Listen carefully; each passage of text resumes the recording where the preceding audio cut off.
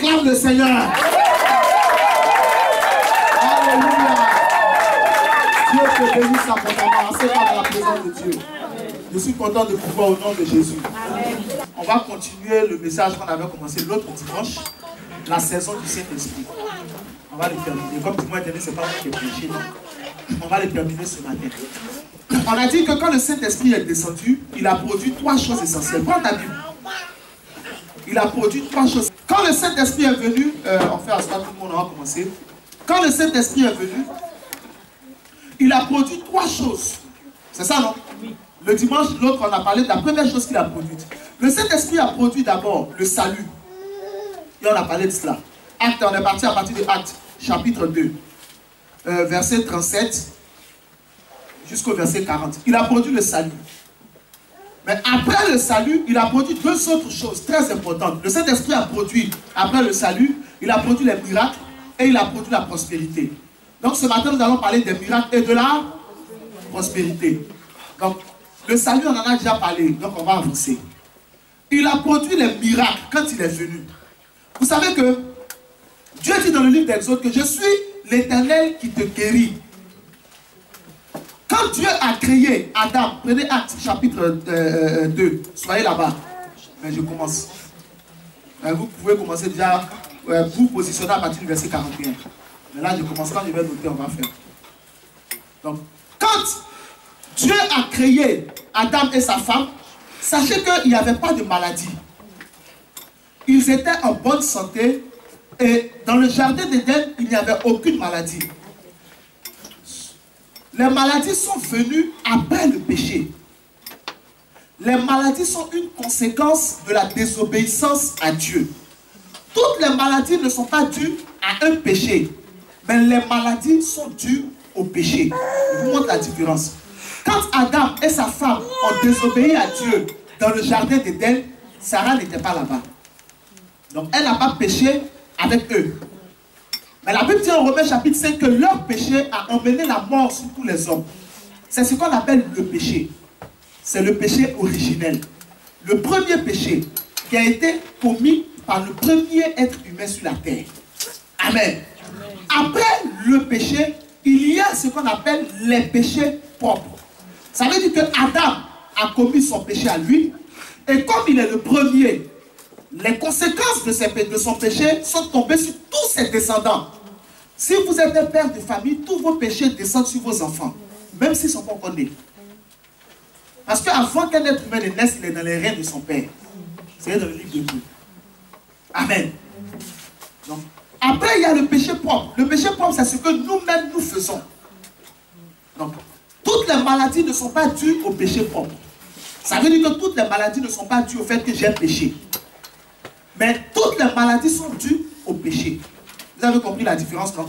C'est quand Adam a fait ce que Dieu a interdit que les maladies sont rentrées dans le monde. Sinon, Dieu ne t'a pas créé pour être malade. Dans le plan de Dieu, les maladies n'existent pas. C'est une conséquence. Parce que vous devez apprendre que Dieu est saint. À cause de sa sainteté, il est obligé de punir le péché. C'est de manière automatique que Dieu juge le péché. Parce qu'il est saint. Quand quelqu'un ne peut plus juger le péché, c'est qu'il n'est plus saint. Mais quand tu es saint, de manière automatique, tu réagis devant le péché. Tu dis, ça, c'est pas bon. Ça ne se fait pas. Donc Dieu réagit devant le péché de manière quoi? Parce qu'il est saint. Donc les maladies ont touché le corps de l'homme à cause du péché. Adam a été la première personne à tomber malade. Après, il y a eu la mort qui a suivi comme conséquence des maladies.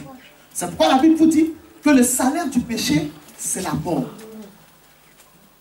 Vous comprenez? Le péché a emmené les maladies ont emmené la mort. C'est pourquoi aujourd'hui, vous voyez beaucoup de personnes tombent malades, souffrent et puis meurent. Au commencement, il n'en était pas ainsi. Dieu n'a jamais voulu que tu sois malade. Oh, tu n'as pas bien dit amen. Jamais dans son cœur, Dieu n'a prévu qu'un être humain sur la terre soit malade. Tout à l'heure, la diaconesse, dans son message sur la Sainte Seine, que j'ai beaucoup apprécié, disait que Dieu souffre quand nous souffrons. Dieu a mal quand nous sommes malheureux. Même quand quelqu'un ne croit pas en lui, Dieu souffre quand il souffre. Mais Dieu est saint.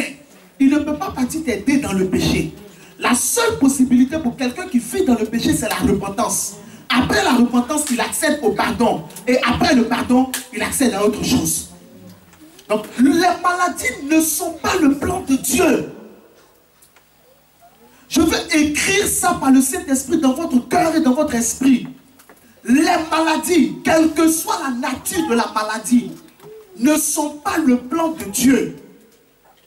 Jamais, au grand jamais, Dieu n'a dit qu'un homme doit être malade, qu'un enfant doit être malade. Les opérations ne sont pas le plan de Dieu. Ce sont des choses circonstancielles. Ça veut dire que c'est arrivé à une situation. Sinon, au commencement, il n'en était pas ici. Je vais mieux vous faire comprendre cela. Qui parmi nous, en tant que parents, quand il a mis son enfant au monde, a prévu de le corriger? Personne. Mais les corrections sont circonstancielles. C'est parce que l'enfant fait des choses qu'on lui a interdites qu'on le corrige. Personne n'a prévu de faire ça. Dans notre cœur, nous aimons tellement nos enfants que nous souhaitons leur donner tout ce qu'ils demandent. Ainsi, quand Dieu a fait Adam et Ève, il leur a donné tout ce qu'ils n'ont pas demandé. Voici la différence. Quand Adam a été fait, tout était déjà là. Il suffisait pour Adam de se servir. Aujourd'hui, nous sommes obligés de chercher les choses. C'est à cause du péché. Réfléchissez bien à ce que je suis en train de dire. Le péché a gâté le monde de telle manière que même ce que Dieu n'avait pas prévu est venu sur la terre. J'ouvre une parenthèse pour vous expliquer un fait. Même les animaux qui s'entretuent, ce n'était pas comme ça au début. Tout cela est dû au péché. Alors, quand le Saint-Esprit est descendu le jour de la Pentecôte pour venir habiter, non seulement d'abord en premier lieu, pour venir revêtir de sa puissance tous ceux qui allaient être témoins de Jésus, et qu'après eux, ils viennent habiter en tous ceux à qui ils vont annoncer la parole et qui vont croire, il a enfanté le salut d'abord, pour confirmer ce qui avait été dit en Genèse chapitre 3, verset 15. La femme enfantera, la postérité de la femme t'écrasera la tête, et toi tu lui mordras le talon. Parlant du fils qui allait naître de Marie, qui allait écraser la tête de Satan. Pour confirmer ce que Jésus lui-même a dit en Jean chapitre 3, verset 16. Car Dieu a tant aimé le monde qu'il a donné son Fils unique, afin que quiconque croit en lui ne périsse, mais qu'il ait la vie. Donc le Saint-Esprit est venu pour répandre le salut au travers de la prédication de l'évangile. Quiconque croit que Jésus-Christ est venu en chair, que Jésus-Christ a marché comme un homme, que Jésus-Christ a été crucifié, que Jésus-Christ est mort, qu'il a été enseveli et qu'il est ressuscité le troisième jour. Quiconque se répand de ses péchés et l'accepte comme Seigneur et Sauveur personnel parvient au salut. Après avoir confirmé cette parole, le Saint-Esprit vient confirmer une autre promesse de Dieu. Je suis l'Éternel qui te guérit. Il vient ramener l'homme à la nature que Dieu a toujours voulu. Une nature sans maladie. Amen. Le Saint-Esprit vient pour ramener notre corps au corps originel. Quand vous lisez les évangiles, grâce à l'étude biblique, vous commencez maintenant à maîtriser un peu la Bible, non? Quand vous lisez les 4 évangiles qui ont pour but de vous parler de la vie du Seigneur sur terre, vous découvrez que Jésus n'a jamais été malade. C'est exceptionnel. Jésus n'a jamais été malade. Jamais. En fait, Adam lui-même, avant le péché, n'a jamais été malade. Ève elle-même n'a jamais été malade. Ah, dis avec moi, je ne serai plus jamais malade. Adam n'a jamais été malade. Ève n'a jamais été malade. Ils sont tombés malades quand ils ont été chassés du jardin d'Éden. Les maladies sont intervenues quand on est chassé de la présence de Dieu. C'est là que les maladies interviennent. Donc, le Saint-Esprit, à la Pentecôte, ramène ce plan parfait de Dieu. Et c'est ce que nous voyons maintenant dans Actes chapitre 2, à partir du verset 41. Ceux qui acceptèrent sa parole furent baptisés. Et en ce jour-là, le nombre des disciples augmenta d'environ 3000 âmes. On a déjà parlé du salut. Regarde les Écritures. Verset 42. Ils persévéraient, ceux qui acceptaient la parole, dans l'enseignement des apôtres, dans la communion fraternelle, dans la fraction du pain et dans les prières. La crainte s'emparait de chacun et il se faisait beaucoup de prodiges et de miracles par les apôtres. Quand Jésus est venu, il y a une chose formidable que Jésus a faite, qui est expliquée dans Matthieu, racontée dans Marc, confirmée dans Luc et puis détaillée dans Jean. Jésus s'est mis à guérir tous les malades qui sont venus à lui, sans demander un rond à quelqu'un, sans demander un sou à quelqu'un. Jésus n'a jamais consulté un malade pour savoir de quoi il souffre. Il n'a jamais pris quelque chose pour mettre, pour voir, ok, ça fait, d'accord, okay, vraiment, bon, je vais te prescrire tel médicament. Jésus n'a jamais donné de médicament à qui que ce soit. Mais tous les malades qui sont venus à lui ont été guéris par sa puissance. Qu'est-ce que ça signifie être guéri? Ça veut dire que la maladie est en toi et puis elle n'est plus en toi. C'est la seule explication. Il ne s'agit pas de la maladie en toi et puis elle a baissé. Jésus ne baisse pas la fièvre. Amen. Jésus ne fragilise pas la maladie en toi. Jésus n'améliore pas ta vue. Jésus n'améliore pas tes reins. C'est-à-dire 2 reins sont endommagés et puis il répare un. Jésus ne va jamais te mettre de tuyau dans le corps. Quand tu ne marches pas, Jésus ne te donne pas de béquilles pour que tu rentres à la maison. Quand tu n'entends pas, il ne te donne pas d'appareil auditif. Si tu as des maladies dans ton ventre, il ne va jamais t'opérer pour qu'on voit la cicatrice sur ton ventre. Parce que Ève n'avait pas de cicatrice sur son ventre. Adam n'avait pas de cicatrice sur son ventre. Dieu a fait ton corps de manière parfaite. Et les cicatrices sont un signe d'imperfection. Ça veut dire que dans ton corps, il y a une infirmité. Et tous ceux qui verront la cicatrice sur ton corps sauront qu'un jour, tu as été faible. Mais quand Dieu a fait Adam, il n'y a pas un jour où Adam devait être faible. Quand Dieu a fait Ève, il n'y a pas un jour où il devait être faible. Aucune cicatrice sur le corps de Adam et de sa femme avant d'avoir été chassés. Avant d'avoir été chassés du jardin d'Éden. Les opérations sont intervenues plus tard parce que l'homme ne peut pas guérir son frère. L'homme peut faire ses efforts pour te soulager de ta maladie. Mais quand Jésus est venu en chair, Mighty God, il n'a donné aucun médicament à qui que ce soit. Il n'a donné aucune prescription à qui que ce soit. Il n'a fait aucune opération. La Bible déclare que Jésus a guéri tous les malades qui sont venus à lui. La Bible dit que les aveugles sont venus. Ils ont vu clair. Je ne vais pas prendre des passages bibliques parce que si je veux prendre une, on ne va pas terminer. Puisque toute la Bible est remplie de témoignages de guérison. Matthieu, Marc, Luc, Jean. Même l'apôtre Jean dit au chapitre 22 de son livre que si on devait écrire tous les miracles que Jésus a fait, le monde entier ne suffirait même pas pour contenir les livres qu'on aura à écrire. Donc mon temps ici ne suffira pas pour que je vous donne tous les éléments de la guérison du Seigneur. Mais ce que je vous dis, vous pouvez le vérifier dans les évangiles. Amen. Jésus a fait marcher des gens qui ne marchaient plus. Leurs pieds étaient morts. Ils étaient par terre. Et quand les apôtres sont venus, quand le Saint-Esprit est descendu sur eux, on voit ici en Actes chapitre 43 qu'il se faisait beaucoup de prodiges et de miracles par les apôtres. Le Saint-Esprit a fait par les apôtres ce que Jésus faisait. Et bien le Saint-Esprit l'a fait où? Dans l'église.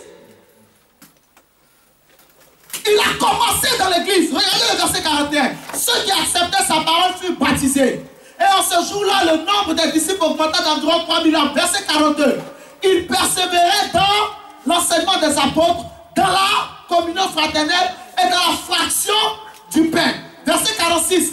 Ils étaient chaque jour tous ensemble assidus au temple. Le Saint-Esprit opérait ces miracles dans l'église. Tous ceux de Jérusalem qui étaient malades venaient dans l'église. Ils allaient faire les apôtres. Et aucun d'eux ne retournait malade. La deuxième chose que le Saint-Esprit a produite, c'est les miracles de guérison. Or, les miracles de guérison ont un rapport avec la santé. La volonté parfaite de Dieu, c'est que tous les hommes sur la terre soient en bonne santé. Amen, amen, amen. Dans l'église, on doit voir ces miracles. Par la grâce de Dieu, ici, nous avons vu beaucoup de miracles. La diaconesse avant avait besoin de lunettes pour lire. Le Seigneur l'a guéri. Elle lit sans lunettes. Il y a eu beaucoup de personnes ici qui ont été guéries de plusieurs maladies, et même leurs enfants. Mais, si le Seigneur fait ça, et si le Seigneur a fait ça abondamment, en leur temps, et qu'aujourd'hui, on ne le voit pas tous les jours, c'est parce qu'en leur temps, quand les gens étaient malades, ils venaient à l'église. Aujourd'hui, que ce soit les chrétiens, que ce soit les païens, ils sont peu ceux qui croient que le Saint-Esprit peut guérir les gens de leur maladie. Même les chrétiens qui ont duré dans la foi, dès qu'ils sont malades, leur premier réflexe est d'aller à l'hôpital. Mais comment voulez-vous voir la démonstration de la puissance de Dieu qui confirme son amour pour vous si vous ne croyez pas en les miracles? Il y a aujourd'hui peu de chrétiens qui croient aux miracles. Ils savent que les miracles existent, mais ils n'y croient pas. Dès qu'ils ont un souci, ils vont directement à l'hôpital. Il y en a certains qui acceptent d'attendre 4, 5, 6, 7 heures aux urgences. Ils acceptent ça. Pour que quelqu'un les ausculte et puis leur donne rendez-vous une prochaine fois. Au lieu d'appeler le pasteur qui va prier à la minute et puis la chose a disparu. Au lieu de venir à l'église et Jésus va toucher à la minute et la chose va disparaître. Aujourd'hui, on préfère l'amélioration à la transformation. Vous oubliez que le but des maladies, c'était de punir le péché. Mais plus tard, Satan s'en est saisi et des démons s'en sont saisis. Et il y a des maladies qui sont dues à des démons. Il y a des démons qui rentrent dans des corps pour rendre ces corps infirmes. Il y a des démons qui créent des maladies. Et quand ils sont dans ton corps, tu ne peux jamais être guéri de cette maladie si ce n'est par la puissance de Dieu.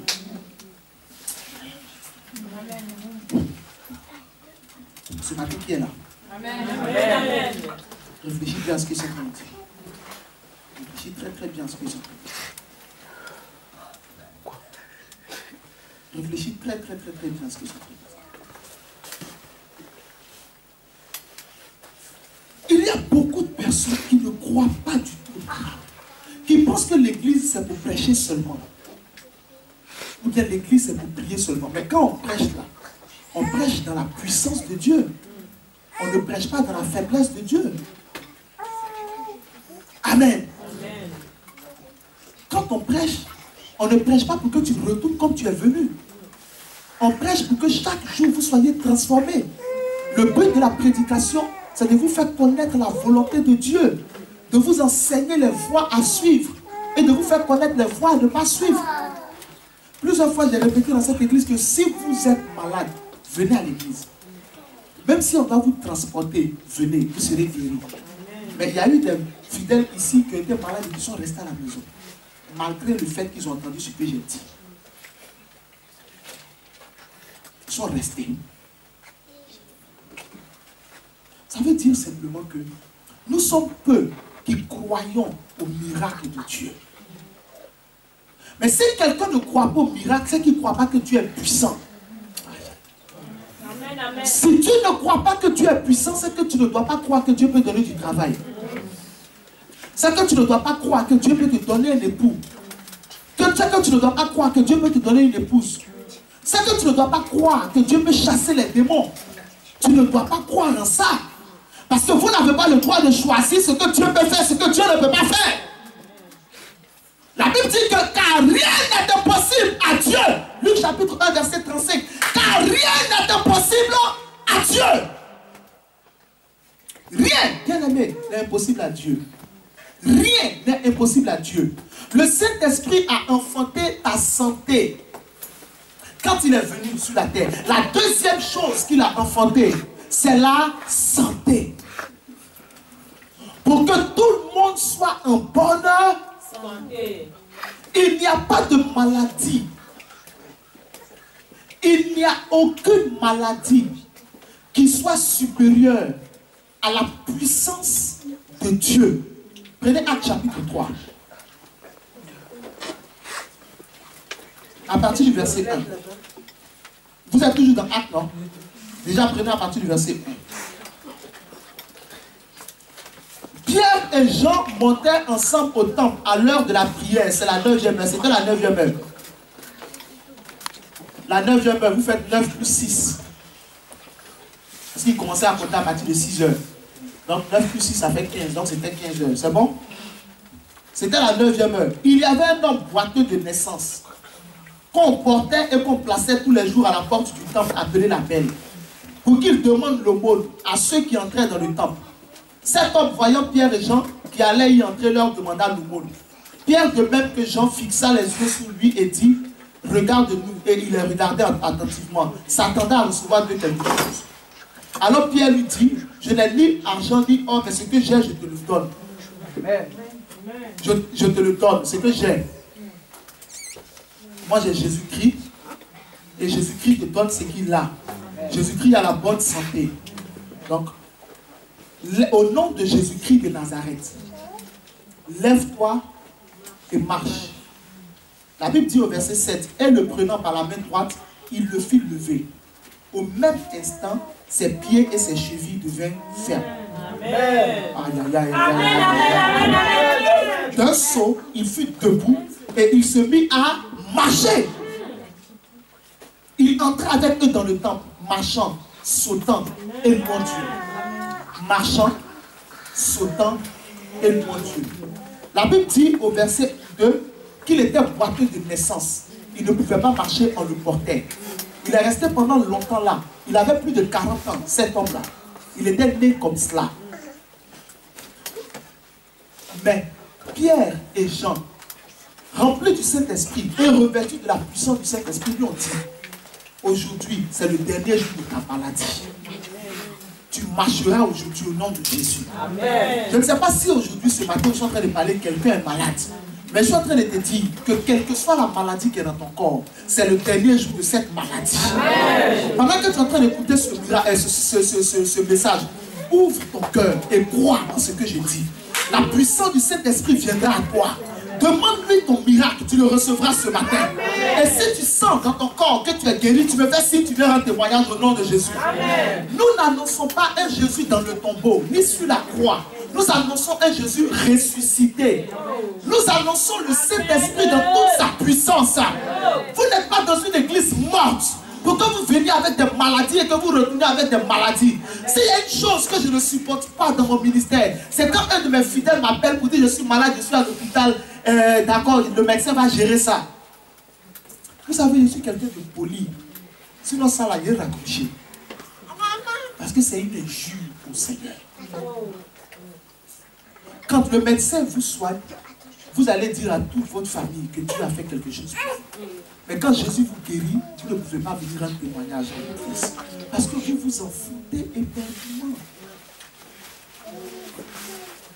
On ne lui accorde aucune importance. Comment tu peux dire à ton pasteur, je suis à l'hôpital va gérer. Je suis pasteur pourquoi? Demande à ton frère, il est pasteur pourquoi? Il est pasteur pourquoi? Demande-lui bien, il est pasteur pourquoi? Il est pasteur pourquoi? Bien aimé, voici un cas où le monsieur était boiteux de naissance. Qui peut l'aider? Quel hôpital peut l'aider? Mais ce jour-là, il a marché par la puissance de Jésus-Christ de Nazareth. Alors pourquoi ne voulez-vous pas profiter de la guérison gratuite que Dieu donne? Et vous préférez remplir vos yeux de médicaments ou bien remplir vos estomacs de comprimés. C'est une moquerie que de dire au Seigneur, je m'en vais à l'hôpital va gérer ça. Donc tu m'informes pourquoi?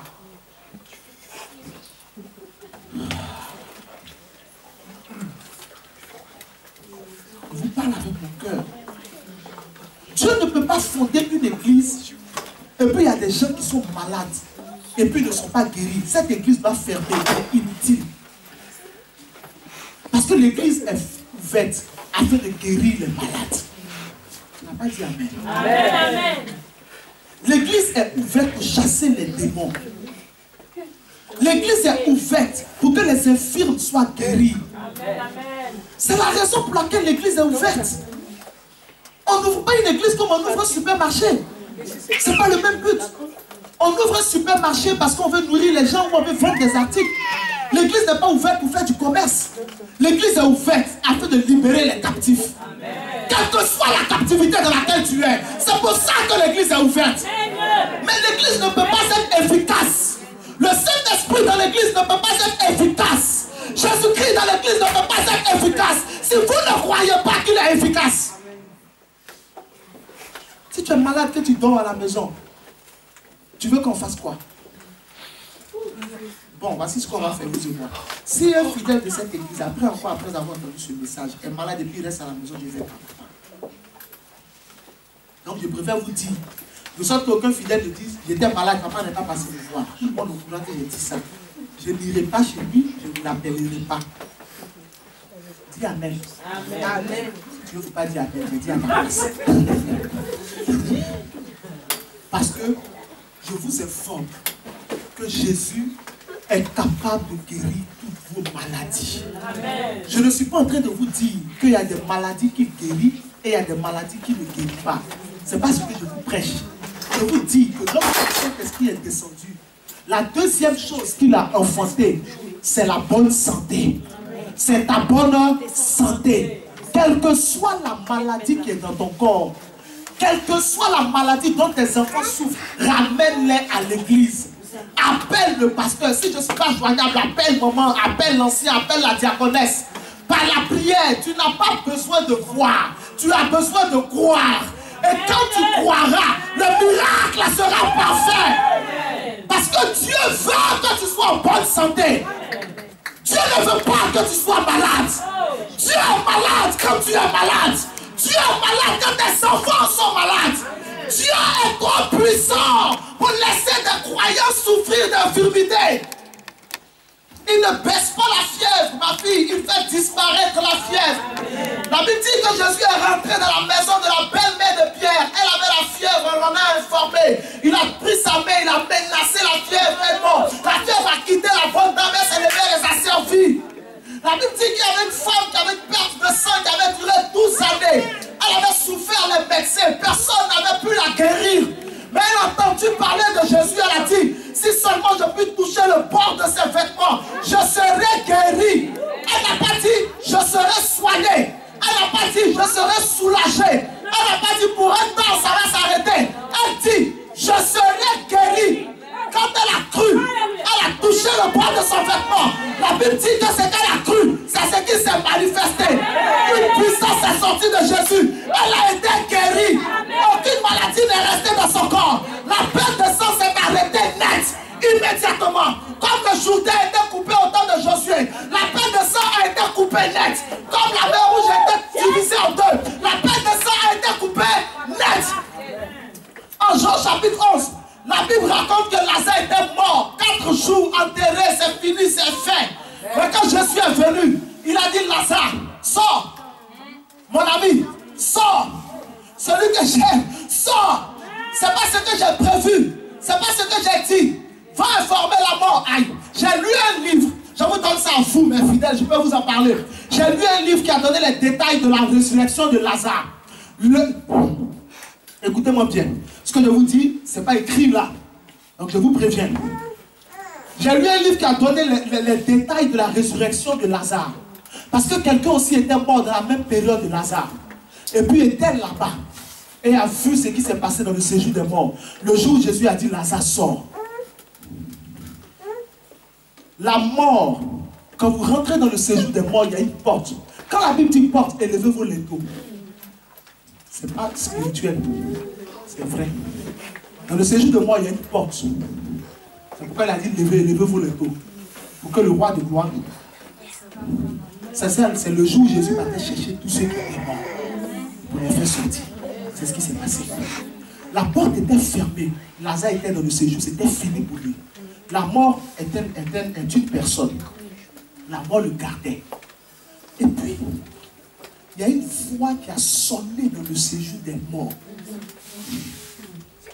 Vous dit, faites sortir Lazare. Quand la voix a sonné, la mort n'a pas pu dire non. Elle s'est sentie obligée de libérer. Elle s'est sentie obligée. Ce que vous dites, c'est réel. On ne peut pas tout écrire dans la Bible. Quelle taille c'est vrai. La mort s'est sentie obligée de lâcher Lazare. C'est pourquoi la Bible vous dit, c'est ce que l'ancien a prêché dimanche dernier. C'est ce que la Bible vous dit dans Jean chapitre 11, que le mort sortit. La Bible n'a pas dit le vivant sortit. Quand Jésus a dit Lazare sort, qu'est-ce que la Bible dit? Prenez Jean chapitre 11. Je vous donne le verset rapidement. Verset 44. Celui qui a vu, verset 44, vite fait. Qu'est-ce qui est écrit? Allons vite. Comme ça, on finit ce deuxième point et puis on attaque la dernière. Verset 44, Jean chapitre 11.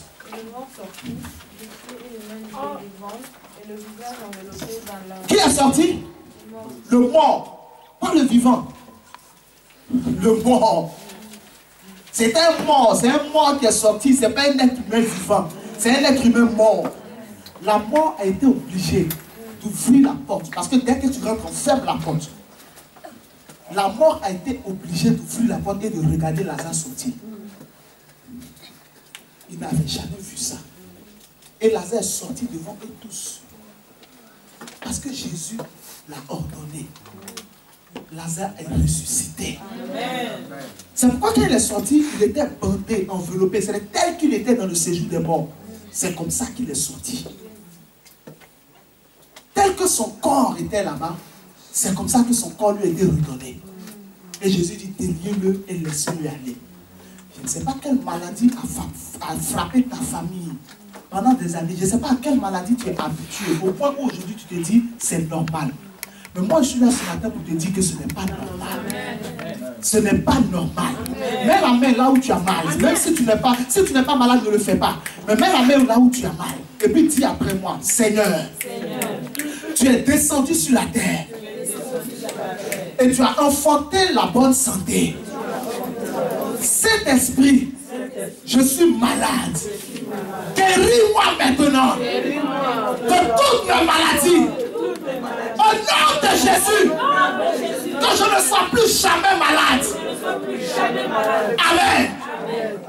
Regarde, vérifie. Si quelqu'un peut vérifier, fais-le. Et puis tu me dis, pendant que je continue le message, vérifie là où tu avais mal. Si dans ton corps, si tu as besoin d'examen pour aller vérifier, va faire l'examen demain. Tu ne peux pas, tu peux accéder au miracle par la foi. Si tu crois en ce que je dis, c'est fait. Moi-même, j'ai déjà été malade. Mais vous pouvez demander à maman si elle est là. Mon premier réflexe, dès que je suis malade, c'est de prier. Et chaque fois que j'ai prié, j'ai été guéri. Je vous rends un dernier témoignage que j'ai déjà rendu ici. Et puis on prend la dernière chose que le Saint-Esprit a enfanté. Avant, ça va prendre 3 Jean, verset 2. Et puis on va finir, c'est bien, on prend la dernière partie. Avant que j'ai 7, chaque fois, maman n'arrivait pas à contracter la grossesse. Elle allait voir son gynécologue, il lui dit que les spermatozoïdes de votre mari, il y a une partie qui est bien, il y a une autre partie qui n'est pas bien. Qu'il aille faire des examens. Je suis allé faire examen. On dit c'est vrai. Il y a une partie qui est bien, il y a une partie qui n'est pas bien. Je dis j'ai compris. J'ai pris la feuille d'examen. J'ai dit, quand je suis sorti du laboratoire, j'ai dit Seigneur, voici ce qu'ils ont dit. Je lui ai fait le rapport. Un bon chrétien, c'est son réflexe. Je lui ai fait le rapport. Bon Seigneur, voici ce qu'ils ont dit. Dès que tu es arrivé à la maison, quand j'ai pris ma clé pour me mettre dans la cellule, le Seigneur s'est approché de moi et il a dit, les spermatozoïdes sont en forme. Ça ne te concerne pas. Yes, c'est bon. Ta place, c'est en forme. Il dit, ça ne te concerne pas. Parce que ce qu'on m'avait prescrit, c'était un examen. Je vous parle, c'est pas la foi. C'est pas l'histoire de trembler devant qui que ce soit. On devait me prescrire un examen. Donc je devais retourner à Paris pour que le type me donne toute une batterie d'examens à faire et de médicaments à prendre pour renforcer les spermatozoïdes que moi j'ai reçus du Saint-Esprit.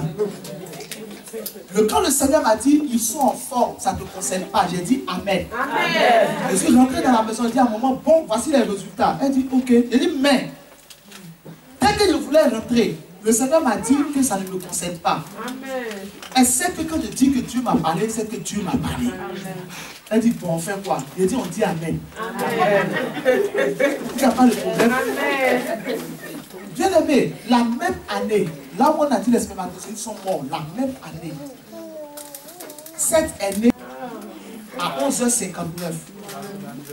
quand il est sorti, il ne faut pas te presser pour acclamer, quand il est sorti, les sages-femmes ont dit c'est un homme. Tu peux commencer à acclamer. Quand il est sorti, le cri qu'il poussait, on dit c'est pas un enfant. C'est un homme. Il était plein, chargé, rempli. Je vous dis, aucun os ne dépassait. Tout était fermé sur lui. Son cri a ébranlé la salle d'accouchement. Il avait 1 heure de vie. Et puis il s'est mis sur ses poings parce qu'il voulait se lever. Quand on allait dans la chambre, avant que le moment de le rejoindre, quand on allait dans la chambre, les femmes qui sont rentrées, on dit, oulala, il a quel âge? 2 mois? Je vous dis la vérité. Celle n'avait pas 1 semaine et puis on lui donnait 3 mois. Elles ont fait tous les examens. On dit l'enfant est parfait. Et elles ont dit de leur bouche, vous savez que je ne peux pas mentir. Elles ont dit de leur bouche qu'on n'a jamais vu ça. L'enfant est parfait. Tous les examens qu'on fait aux enfants là, le type a tout fait. L'enfant est parfait. On le prend, on dit on va voir s'il marche, il court. On va voir s'il il tient debout, il défonce la femme. Amen.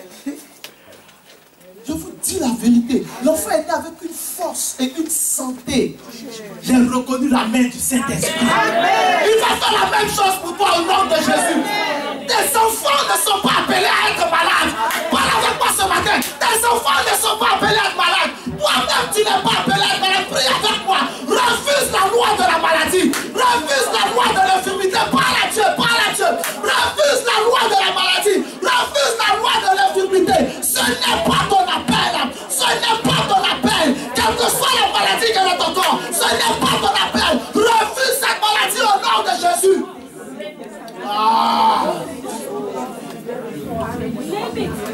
Il te sera fait selon ta foi ce matin. Tu sortiras guéri de toutes tes maladies. Et tes enfants ne seront jamais plus malades. Laisse-moi te lire un passage qui est une promesse formidable. 3 Jean verset 2. Oh mighty God, cette promesse, tous les chrétiens la connaissent et doivent même la connaître. La Bible dit ceci. C'est une promesse merveilleuse. Un souhait qui a été émis. La Bible dit, 3 Jean verset 2, il dit, verset 5, 3 Jean verset 5, verset 2, bien aimé, je souhaite que tu prospères à tous égards et sois en bonne santé. Sois en bonne santé. Je souhaite que tu sois en bonne santé. Voici ce que Dieu dit. Je souhaite que tu sois en bonne santé. Dis avec moi ce matin, je suis en bonne santé. Oh yes, parle à Dieu ce matin. Parle à ta santé ce matin. Parle à ta santé. Parle à tes yeux. Parle à ton ventre. Parle à tes jambes. Parle à tout ton corps. Je suis en bonne santé ce matin. I am wealthy. I am empty this morning. I am empty this morning. Je suis en bonne santé au nom de Jésus. Je suis en bonne santé au nom de Jésus. Je suis en bonne santé. Car Dieu veut que je sois en bonne santé. grâce. Merci Père. Alléluia. Est-ce que tu comprends ce message? C'est ce que la deuxième chose que le Saint-Esprit a enfanté. Les miracles. Il fait les miracles pour que tu sois en bonne santé. Il ne fait pas les miracles pour que son serviteur soit honoré, soit glorifié. Il fait les miracles parce que toi, tu dois être en bonne santé. Et lui, la gloire lui revient. Il a fait ce miracle pour moi. Il fait ce miracle pour toi aujourd'hui même. Parle à tes enfants, prie toujours sur tes enfants. Dieu les guérira de toutes les maladies. Les maladies infantiles ne sont pas le partage de tes enfants. Les infirmités ne sont pas le partage de tes enfants. Tes enfants seront intelligents au nom de Jésus. Aucune maladie dans leur cerveau, aucune maladie dans leur cœur, aucune maladie dans leurs poumons, aucune maladie dans leurs reins ni dans leurs jambes, aucune maladie dans leur bouche au nom de Jésus. Prie le Seigneur, parle au Seigneur, parle pour tes enfants, parle pour tes enfants. Même si tu n'as pas d'enfants, prie pour les enfants de ton prochain. Prie pour le nom de Jésus. Le Seigneur guérira leur vie. Le Seigneur guérira leur corps. Le Seigneur guérira leur corps. In the mighty name of Jesus. Thank you, Holy Spirit. Et c'est le Saint-Esprit qui fait cela. Amen. La troisième chose que le Saint-Esprit a enfanté, retourne dans Actes chapitre 3, s'il vous plaît. Est-ce que ce matin tu es béni? Amen. Au mois de septembre, nous aurons notre deuxième édition de notre croisade de miracles. Cette année, le thème sera Jésus guérit le cancer et toutes les maladies. On va encore faire des affiches qu'on va distribuer. En France, dès que quelqu'un a un cancer, c'est la fin de sa vie. C'est un mensonge. Dis avec moi, le diable est un menteur. Si tu connais des gens qui ont le cancer, fais-les venir. Ils seront guéris de leur cancer. Jésus-Christ est là pour ça, pour rétablir la vérité. La vérité, c'est que Dieu veut que tu sois en bonne santé. La troisième chose que the Holy Spirit de Nazareth, ancien, la troisième chose que le Saint-Esprit de Nazareth a enfanté, c'est la prospérité. Amen. Bien aimé, la prospérité vient de Dieu. Et c'est une bonne chose. On prend Acte chapitre 4, s'il vous plaît. On tourne la page. Acte chapitre 4, prenez le verset 34. Car il n'y avait parmi eux aucun indigent. 34. Acte 4, 34. Car il n'y avait parmi eux aucun indigent. Tous ceux qui possédaient des champs ou des maisons les vendaient, apportaient le prix de ce qu'ils avaient vendu. Il n'y avait parmi eux aucun indigent. Il n'y avait aucun pauvre dans l'église de Jérusalem. Tu ne seras pas pauvre au nom de Jésus. Bien aimé, ce genre de parole, est-ce que tu sais que quand tu ne dis pas Amen, ça n'agit pas? Tu ne possèdes pas. Amen signifie oui. Ça signifie oui. Donc quand tu ne dis rien, même quand je vous dis, répétez après moi, que tu ne dis rien, tu n'auras rien. Je vous donne un secret. On n'obtient rien par la pensée. Tu ne peux pas chasser un démon par la pensée. Ça veut dire que tu vas t'asseoir comme ça et tu vas penser que le démon va partir. La Bible dit que Jésus, Dieu envoya sa parole et sa parole les guérit. Et la Bible dit que Jésus guérissait les malades par sa parole. Il chassait les démons par sa parole. Donc quand je te dis de parler et puis tu ne parles pas, tu n'obtiendras rien. Ça c'est un. On ne chasse pas par la parole. On ne guérit pas de maladies par... on ne chasse pas les démons par la pensée. On ne guérit pas de ces maladies par les pensées. Quand quelqu'un te maudit de manière injuste et puis tu ne dis rien, sa malédiction va agir. Il faut parler. Refuse. Tu dis je refuse au nom de Jésus. Quand tu ne te sens pas coupable. Si tu es coupable, tu demandes pardon. Amen. Donc, vous qui êtes assis et puis je suis en train de parler, vous ne dites rien. Sachez que vous faites du mal. Je ne suis pas en train de faire des choses par la chair. Ce n'est pas un show, ce n'est pas un spectacle. C'est un message. Nous sommes à l'église, on n'est pas dans un bar climatisé. Ni au cycle Zavata. C'est ça, non? On n'est pas au cycle Zavata, on est à l'église. Donc quand je dis dis, il ne s'agit pas de je suis habitué, je ne suis pas habitué. Tu peux au moins répéter quelque chose. Amen. Quand le médecin va te dire dis, tu vas dire non. À l'église on te dit dis.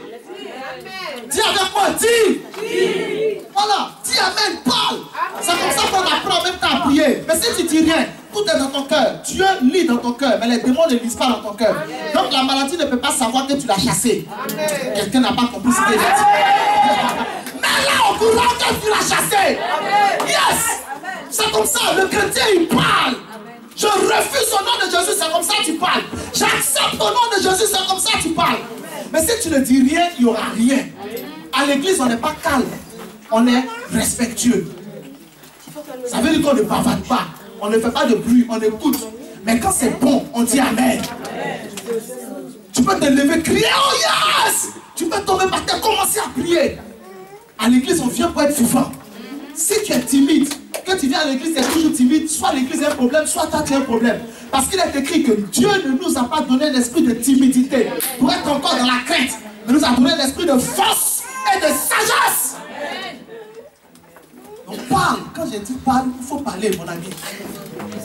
Tu as compris ou pas? La prospérité vient de Dieu. À l'église de Jérusalem, il n'y avait aucun pauvre. C'est ton partage ce matin au nom de Jésus.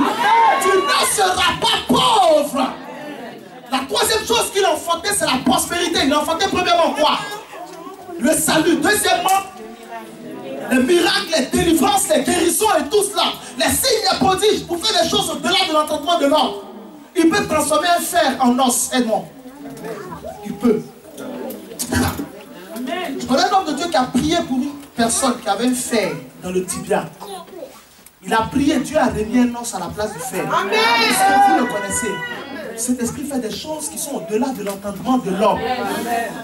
Moi je prêche le Dieu en qui je crois. La Bible dit j'ai cru, c'est pourquoi je parle. Le Corinthien. Donc moi je crois, c'est pourquoi je parle.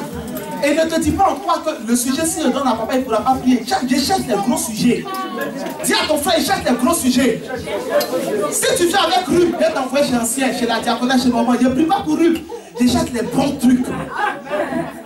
Le type est mort. Et puis je prie les ressuscités. 100 000 personnes entendent. C'est ce que je cherche. C'est pas Rup dans le bureau. Et puis tu es guéri, on ne sait même pas. Jésus cherche les bons défis. Non. Va chercher dans Océane tous ceux qui ont de vraies maladies. Ramène-les à l'église. Amen. Amen. La troisième chose qu'il a enfanté, c'est quoi? La prospérité. Être prospère, ça vient de Dieu. Dieu est celui qui fonde la prospérité. Prenez Ésaïe chapitre 45. Ésaïe chapitre 1, verset 1 à 7.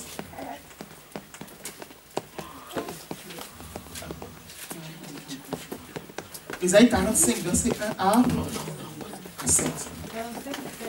45, from 1 to 7. Ainsi parle l'Éternel à son oint, à Cyrus, qu'il tient par la main, pour terrasser les nations devant lui et pour relâcher la ceinture des rois, pour ouvrir les portes. Amen. Afin qu'elle ne soit plus fermée. Je marcherai devant toi, verset 3, Ésaïe 45. Je marcherai devant toi, j'aplanirai les chemins montueux, je romprai les portes des reins et je briserai les verrous de fer. Et je te donnerai des trésors cachés, des richesses enfouies. Je te donnerai des trésors cachés. Dieu veut te donner des trésors. À l'église de Jérusalem, le Saint-Esprit a dévoilé tous les trésors qui étaient cachés. Et puis les gens étaient pauvres. Ici en France, il y a des trésors cachés. Dieu te les donnera au nom de Jésus. Il va les faire sortir de terre. Il y a des opportunités que vous ne pouvez pas imaginer. Vous êtes dans un bon pays. Il y a des opportunités que vous ne pouvez pas imaginer. Mais celui qui sait où elles sont enfouies, c'est le Saint-Esprit de Nazareth. C'est le Saint-Esprit de Nazareth. Il sait où elles sont. Il les fera sortir pour toi. Il te les donnera au nom de Jésus. Regardez ce qu'il dit plus tard. Verset 7. Je forme la lumière et je crée les ténèbres. Je donne la prospérité. Il dit je donne la prospérité. Reçois la prospérité ce matin au nom de Jésus. Est-ce que tu peux dire avec moi je reçois? Je t'ai déjà parlé. Reçois la prospérité ce matin au nom de Jésus. Il dit je donne la prospérité. Je donne la prospérité.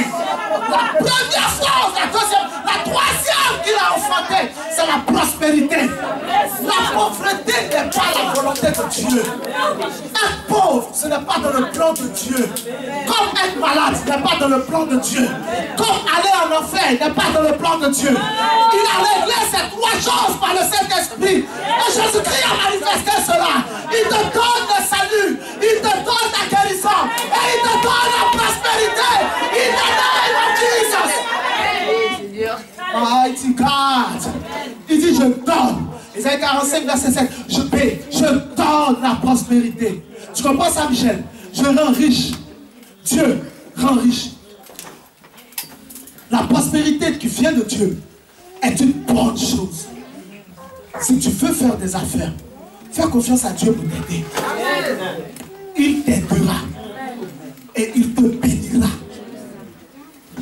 Dans l'église de Jérusalem, Actes chapitre 4, 34, la Bible dit qu'il n'y avait pas d'indigents. Ça veut dire qu'il n'y avait pas de pauvres. Une église dans laquelle il y a des pauvres, ce n'est pas la volonté parfaite de Dieu. Il faut qu'on cherche la face de Dieu pour que ces pauvres sortent de la pauvreté. Sur la terre, il y a encore des pauvres. Mais Dieu, dans sa volonté parfaite, c'est ce que je suis en train de vous prêcher ce matin. Je suis en train de vous parler de la volonté parfaite de Dieu. Il veut que tous les hommes soient riches. Il veut que tous les hommes soient libres et heureux. Il ne veut pas que tu dépendes de la nourriture, que ton estomac pleure, parce qu'il ne sait pas où trouver à manger. Il ne veut pas que tes enfants et toi vous creusiez de faim.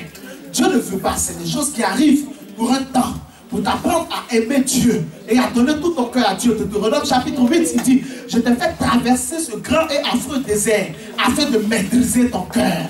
Mais sinon, le véritable plan, dès que Dieu voit que tu es obéissant, il te rend riche. Amen. C'est la troisième chose que Dieu a enfantée. Mais pour pouvoir accéder à cette richesse, retournez dans Actes, la Bible dit au verset 34 toujours, car il n'y avait parmi eux aucun indigent. Tous ceux qui possédaient des champs ou des maisons les vendaient, apportaient le prix de ce qu'ils avaient vendu. Verset 35, et le déposaient aux pieds des apôtres. Et l'on faisait des distributions à chacun selon qu'il en avait besoin. Amen. Donc il y avait de la libéralité à l'église de Jérusalem. Si tu veux que Dieu te rende riche, ne sois pas avare. Amen. Je vais dire ça une deuxième fois. Voilà. Si vous voulez que Dieu, je vous parle de Dieu, vous rende riche et vous bénisse, ne soyez pas avare. Amen.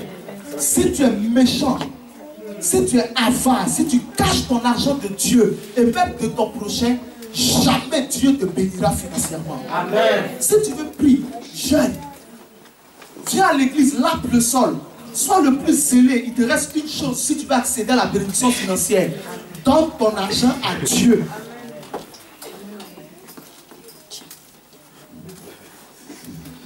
L'année dernière, et on doit le faire à la fin de l'année, vous avez reçu le programme des activités de l'église. Pour ceux qui n'étaient pas là tout à l'heure, on a fait, en fin d'année, on a un programme annuel. L'année dernière, on a fait quoi? 2016, j'arrive. Ok, en décembre. Et le 27 décembre, chacun a apporté une offrande spéciale à Dieu. Pour lui dire merci pour l'année écoulée et aussi pour posséder à l'avance l'année à venir. Tous ceux qui ont fait une offrande, préparez déjà. Je suis déjà au courant de tous les témoignages que j'ai reçus. Comment Dieu a bouleversé la vie de plusieurs. Amen. Amen. Cette année encore, on va le faire.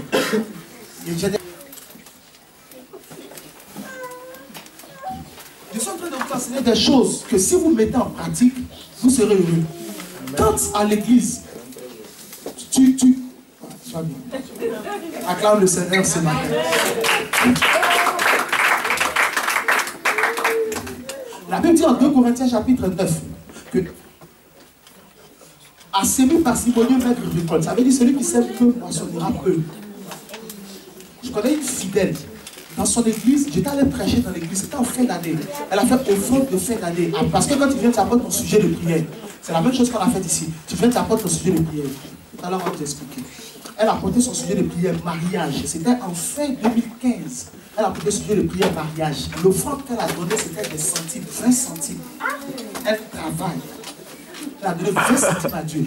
L'année 2015 est passée, elle ne s'est pas mariée. L'année 2016 est passée, elle ne s'est pas mariée. L'année 2016, on est dedans. Elle n'est pas encore mariée. Faites attention. Si vous êtes avare, Dieu se moquera de vous. Ne vous moquez pas de Dieu. La Bible dit que Dieu est riche pour ceux qui le voient. Quand tu prêtes à un riche, c'est ce que tu fais. Tu le provoques. Amen. Parce que les riches aiment être plus riches. Ils ne supportent pas la concurrence. Tu comprends ma fille? Donc, j'ai un artiste dans mon pays. Je suis originaire de la Côte d'Ivoire, vous le savez. Mais quand je parle de mon pays, je précise. Parce que ce n'est pas une église ivoirienne. C'est une église point. C'est un chanteur. Le premier président de mon pays, c'était un multimilliardaire, Michel. Plus riche que plusieurs présidents en Europe. Il s'appelait Félix Houphouët-Boigny. Il était tellement riche que quand il est mort, on a découvert une partie de sa fortune, ça s'élevait à 5 000 milliards de francs CFA. Très riche, plus riche que tous les... En Afrique, il était le plus riche. Celui qui lui faisait la concurrence, c'était le président du Congo, Mobutu. Mais c'était encore un peu petit. Parce que lui, Félix Houphouët-Boigny, il était riche. Cet artiste-là était pauvre. Et il n'était pas populaire. Il a eu l'occasion de rencontrer Félix Houphouët-Boigny. Vous savez ce qu'il a fait? Il lui a donné de l'argent. Vous êtes des grands garçons, vous jouez aux enfants. Il lui a donné de l'argent. C'est ça, non? Félix Houphouët-Boigny a pris ça très mal. Il a vu sa maxime. Si tu donnes de l'argent à ça très mal. Il a vu ça comme une injure à sa personne. Vous savez comment il a répliqué? Il a donné au type un chèque blanc. Ça veut dire que le chèque blanc, tu mets la somme que tu veux.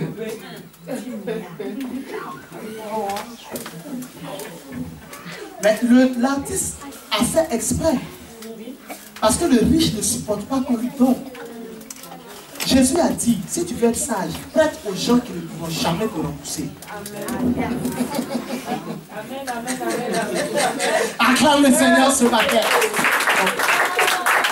Le type lui a donné un chèque blanc. Et il lui a dit, mets la somme que tu veux. C'est 10 000 la vie. C'est pas même jamais. Mais en tout cas, ce que cet artiste a mis jusqu'à aujourd'hui, il est encore riche. Mais je vous parle des années où on était tout petit. Jusqu'à aujourd'hui, il est encore riche. On n'a jamais su combien il a mis. Mais jusqu'à aujourd'hui, et le chèque est passé. Il a mis une somme, mais le chèque est passé. Ça ne peut pas ne pas passer. Maintenant, imaginez Dieu. Imaginez Dieu. Vous pouvez accéder à la prospérité de Dieu si vous êtes comme les fidèles de l'église de Jérusalem, si vous êtes libéraux. Si vous êtes avare et trop intelligent pour cacher votre argent à Dieu, Dieu sera très intelligent pour ne rien vous donner. Vous allez venir, je vais prier pour vous. Rien ne va changer sur le plan économique. Vous serez en bonne santé. Ça, c'est pas un problème. C'est spirituel. Vous allez lire la Bible, vous allez comprendre. Le Saint-Esprit va se révéler à vous. Mais je parle ici du plan économique. Si vous travaillez, jamais vous n'aurez de promotion. Vous allez rester au même stade. Les gens qui vous ont trouvé dans l'entreprise vont vous dépasser. La Bible dit, donne et il te sera donné. Si tu ne donnes pas à Dieu, tu n'auras rien de la part de Dieu. Ce que je vous dis est biblique. La troisième chose qu'il a enfanté, c'est la prospérité.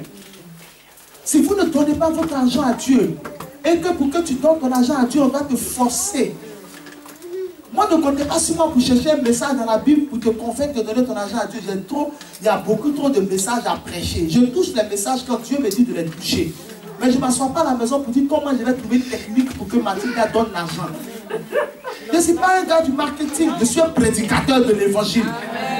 Et je vais être trop sérieux pour ne pas salir mon nom. Mais ce que je dois te prêcher, je te le prêche. Si tu le mets en pratique, tu verras ce que tu vas faire dans ta vie. Il y a des fidèles qui se permettent de me mentir. Papa, ce mois-là, je paye ma dîme. Et puis, il ne paye pas. Il ne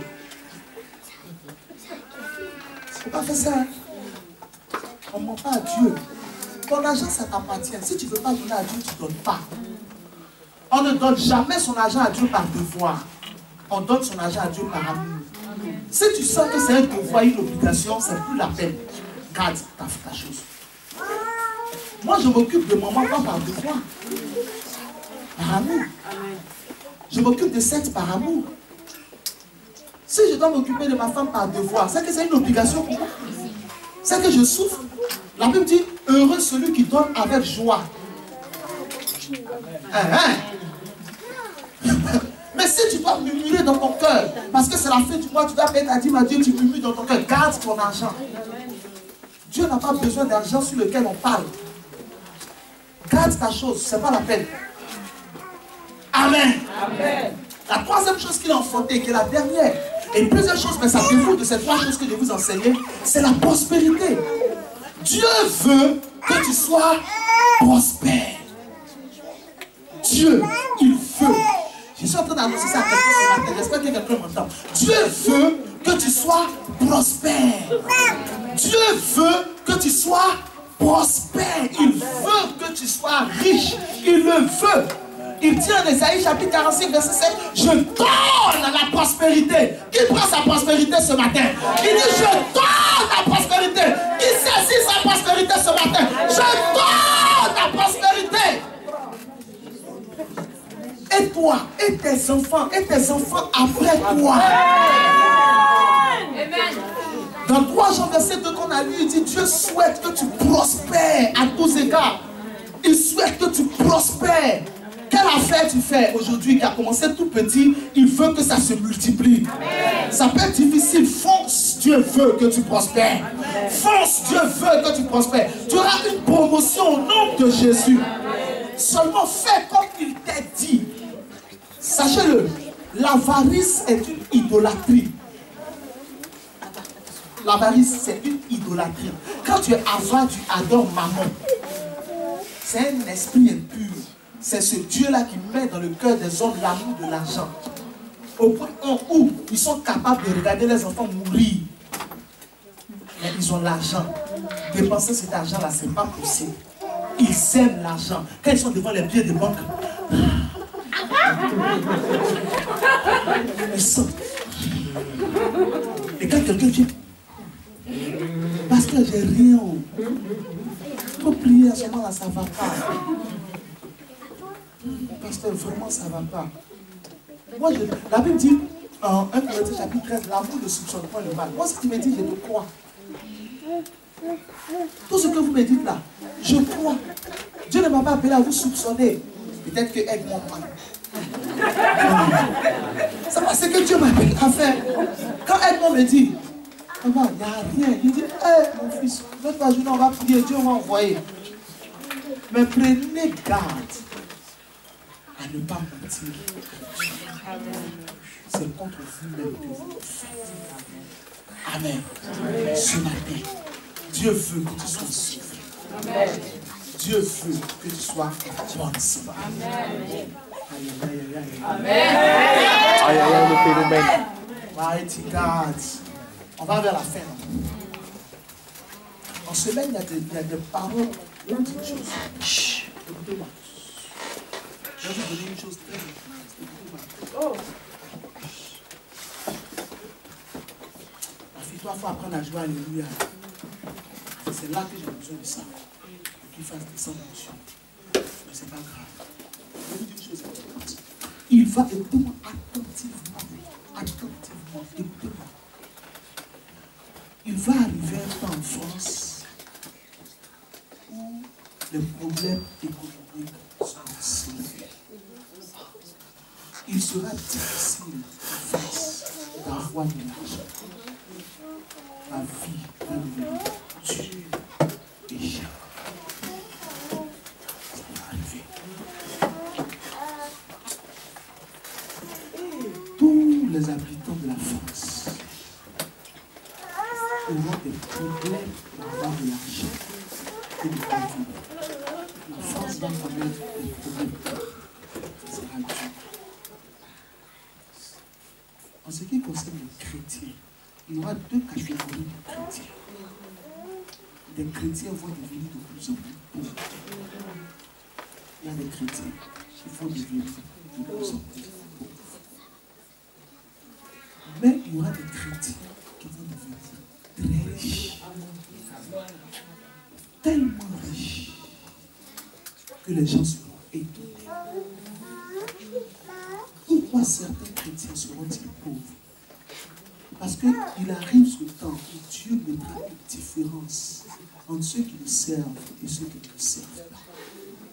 Tous les chrétiens qui seront pauvres, ce seront ceux dont j'ai parlé tout à l'heure, qui ne soutiennent pas l'évangile. Tous ceux dont l'argent n'est jamais cité dans l'avancement de l'œuvre de Dieu, Dieu s'opposera à eux. Ils connaîtront des problèmes financiers terribles. il sera difficile pour eux de joindre les deux. Ils iront toujours à l'église, ils seront toujours présents. Mais le Seigneur leur résistera. Il y aura une conséquence de la situation économique du pays directement sur eux. De l'autre côté, les chrétiens qui s'enrichiront seront tous ceux qui sont nommés parmi ceux qui soutiennent l'évangile. Laissez-moi vous apprendre une chose que certainement vous ne savez pas. Plusieurs pays dans ce monde sont en crise, sauf Israël. Israël n'est pas en crise économique. Et Israël ne sera jamais en crise économique. Préparez-vous à ça. Il y a des chrétiens qui deviendront de plus en plus riches. Vous serez étonnés. Il y a une gloire qui va toucher des chrétiens, des enfants de Dieu. Il y a une gloire qui va pousser des enfants de Dieu. Vous verrez des chrétiens devenir multimilliardaires dans ce pays. Tu n'as pas entendu ce que j'ai dit. Vous verrez des chrétiens compter de l'argent en masse. Dieu les rendra puissants financièrement. Les gens sans nom à qui Dieu donnera un nom. Préparez-vous à ça. Parce que c'est ce qu'il faut faire. En Égypte, il y a eu un moment où Dieu a mis la différence entre les Égyptiens et les Juifs. Il y avait des ténèbres d'un côté, il y avait la lumière de l'autre côté. Prenez garde. Ne soyez pas du côté des ténèbres. Venez à la lumière. Parce que la prospérité qui vient de Dieu est disponible. Il va faire des choses que vous n'avez jamais imaginées. Acclame le Seigneur sur vous.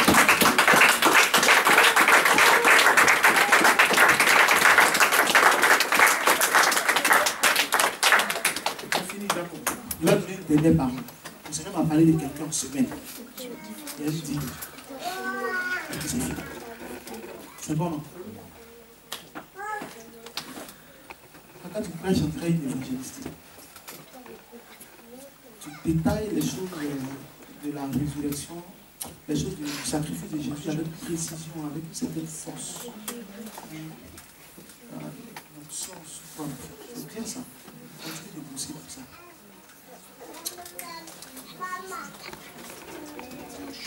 Si tu es dans ton cœur, la sœur Rachel, je parle de la part de Dieu. Ce qui est dans ton cœur, c'est de devenir prédicatrice pour l'évangile. Tu veux prêcher même. C'est ça, non? C'est vrai, acclame le Seigneur.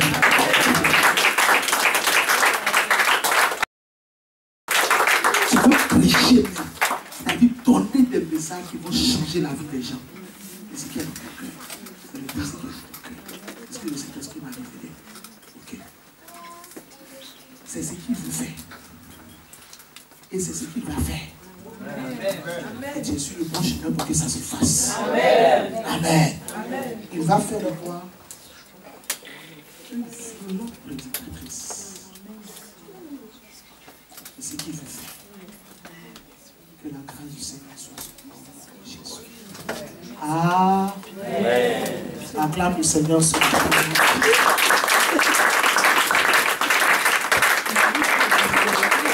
c'est pas qui dirige, je peux aller vers la femme.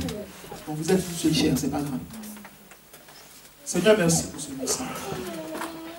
Oh my God. Ancien de sang, hein. Il faut que j'arrête. Il a fermé les yeux, Seigneur. Merci Seigneur. Oh my God. Une minute, s'il te plaît. Accordez-moi une minute. C'est bon?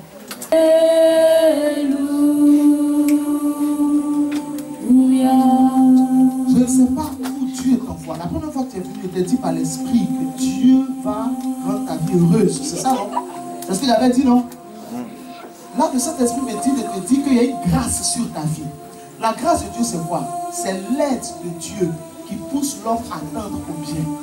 Ça veut dire que ce que tu n'arrives pas à faire, sa grâce te donne la capacité de le faire, mais aussi sa grâce te permet de connaître Jésus. Donc Dieu a sur ta vie une grâce qui va te faire sortir d'un stade pour t'amener à un autre stade. Je sais, Michel, que Dieu va changer ta vie. Je le sais par l'esprit. Je le sais. Il va le faire.